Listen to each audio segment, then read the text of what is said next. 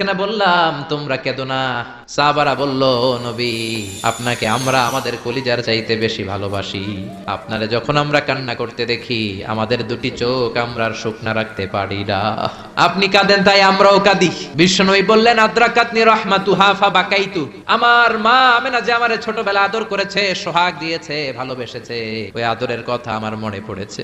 আমার মা আমেনা আমারে জাইতুনের তেল মালিশ করে দিত, আমার মা আমেনা আমারে জামা পরিয়ে দিত, আমার মা আমেনা তার দুটি ঠোঁট দিয়ে এমন কোন জায়গা নাই আমার দেহে চুমু দেয় নাই। আমার মায়ের কথা আমার মনে পড়েছে, তাই আমি কেঁদেছি।